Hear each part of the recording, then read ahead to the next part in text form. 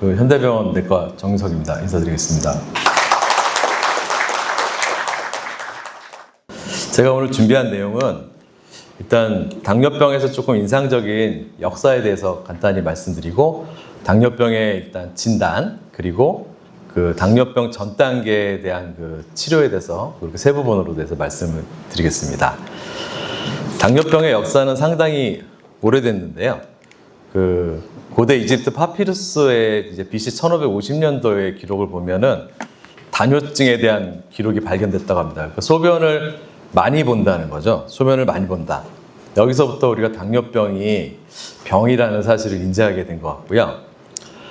당뇨병의 영어로 이제 다이아베티스 멜리투스인데, 거기에서 이제 다이아베티스라는 뜻은 흡관이라는 뜻이랍니다. 흡관은 이렇게 뭐 빨대 같이 쪽쪽 빨아들인다는 얘기인데, 2세기경에 그리스의 아레타우스가 기술하기를 당뇨병에 걸리면 체액이 몸을 통해서 빠져나간다, 이렇게 표현을 했답니다. 그러니까 몸 자체가 빨대라는 거죠. 그러니까 몸을 통해서 몸에서 자꾸 빠져나간다. 소변도 빠지고 다 빠지고. 그래서 당뇨병 환자들은 거의 이렇게 빼짝 말라서 사망하게 됩니다. 요즘은 안 그런데 이때는 이제 당뇨병 치료가 없었을 시대니까요. 그런데 이제 소변으로 이렇게 많이 보는데, 그게 소변에 당이 있어서 그렇다는 걸 알게 된 거는 약 5세기, BC 5세기 정도에 인도의 의사가 기술을 한 바가 있다고 하고요. 그러니까 소변을 봤는데 이제 거기에 이제 개미 같은 것들이 몰리는 걸 관찰한 거죠. 그게 소변이 달구나.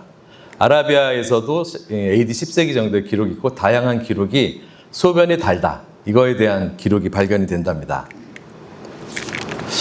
그러면 이게 당뇨가 그냥 소변에 당이 나오는 병이냐 하면 그건 아니죠. 혈액 속에 당이 높은 병이잖아요. 혈액 속에 당이 높다는 거는 1776년에 dobson이라는 사람이 혈액도 달다, 혈액을 원심분리해서 말렸더니 혈청이 달다는 거죠. 그거로 실제로 케이크를 만들 수 있답니다. 그러면 설탕으로 만든 케이크하고 구별이 안 된다네요.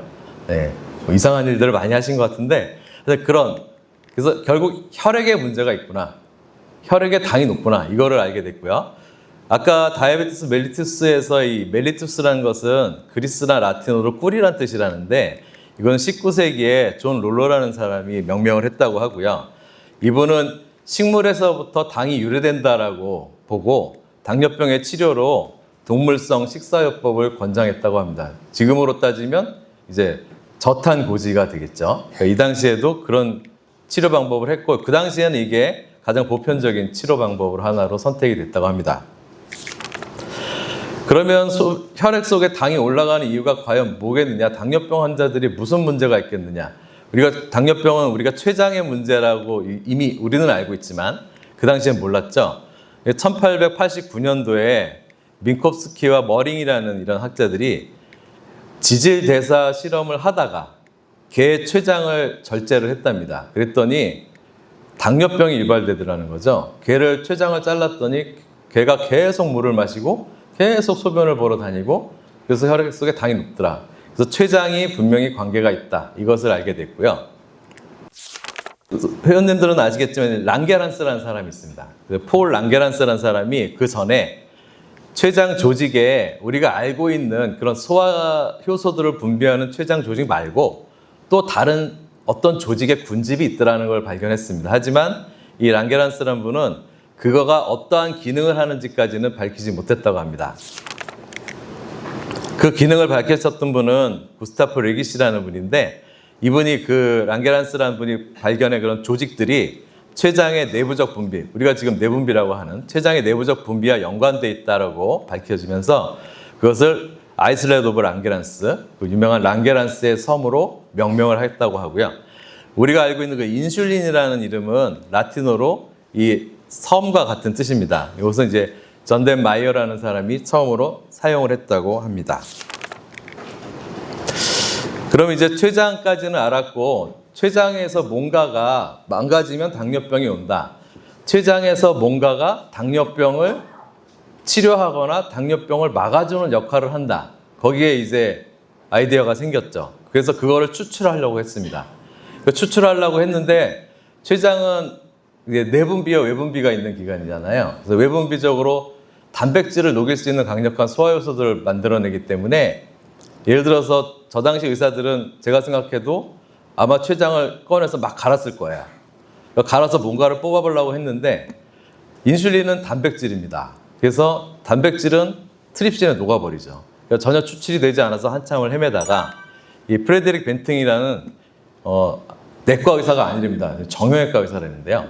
정형외과 의사 선생님이 트립신을 나오지 못하게 궤도를 묶어서 인슐린을 분리하는 데 좀 성공할 기미를 보였습니다. 그래서 그 당시에 유명했던 생리학자는 맥클레오드라는 사람에게 건의를 했는데 이분은 벤팅의 의견을 별로 중요시하지 않고 별로 기대를 하지 않았다고 합니다. 그래서 벤팅이 해서 우기니까 같이 연구를 시작하라고 했는데 이분 찰스 베스트라는 분은 그 당시에 학생이었다고 합니다. 이분은 동전 던지기로 채택이 됐다고 하네요. 그래서 세 명이서 연구를 시작해서 이제 인슐린을 분리를 하기 시작했고 이 콜립이라는 학자는 이제 토론토에 그 안식 휴가차 그냥 놀러 왔던 사람이랍니다. 그래서 이분도 어떻게 하다가 참여를 하게 됐고요. 그래서 이분들이 결국은 인슐린을 추출을 해내게 됐고 1922년에는 인슐린을 사용해서 최초로 임상 실험을 하게 되고 환자한테 직접 투여를 해서 성공을 하게 됩니다. 그러므로 인해서 1923년에는 이분 중에 벤팅과 맥클레오드 두 분이 노벨 생리학 및 의학상을 받게 됐고요. 이 두 분의 권유에 의해서 공동 수상자로 4명이 전부 노벨상을 받았다고 합니다. 그래서 결국 인슐린을 발견해냈으니까 이제 당뇨병 치료에 적용을 하게 되는데 우리가 쓸 수 있는 인슐린, 지연형 인슐린은 1936년 정도에 개발이 됐다고 하고요. MPH라고 우리 많이 쓰는 인슐린이 있었는데 이거는 1939년 정도에 치료에 도입됐다고 합니다. 우리 먹는 약으로 쓰는 설폰요새제 같은 경우에는 1940년대 초에 톨부타마이드는 약 57년 정도에 보급이 됐고요. 이제 메폴민이라고 당뇨약 아시죠? 이게 나온 것은 1960년도입니다. 근데 지금 이렇게 당뇨병의 치료가 개발되고 나서의 문제가 심각한 게 발생을 했습니다. 그동안은 당뇨병 환자들은 빨리 죽었습니다. 예, 오래 살지 못하고 빨리 죽었는데 치료제가 개발되고 나서는 당뇨병 환자들이 오래 살기 시작했어요. 오래 살기 시작하니까 문제가 발생한 게 뭐냐면 만성합병증입니다. 그러니까 전에는 합병증이 생기기 전에 이미 다 사망을 했다면 이제는 만성합병증으로 고생하는 문제가 발생한 거죠. 당뇨병의 관리가 잘 되기 시작한 건 1970년대에 우리가 손으로 찍어서 하는 이런 드라이 레전트 테스트 스트립이 이제 사용이 되겠고 당화혈색소라는 아주 중요한 검사가 당뇨병 관리에 도입이 됩니다. 당뇨병의 실제적인 모니터링이 가능하게 되면서 유명한 DCCT 트라이얼이나 UKPDS 같은 당 조절을 했을 경우에 환자의 예후가 어떤가에 대한 그런 아주 대규모의 연구들이 발표가 되기 시작했습니다. 진단 기준에 대해서 이제 말씀드리겠습니다. 이거 아시겠지만 좀 진단 기준도 조금씩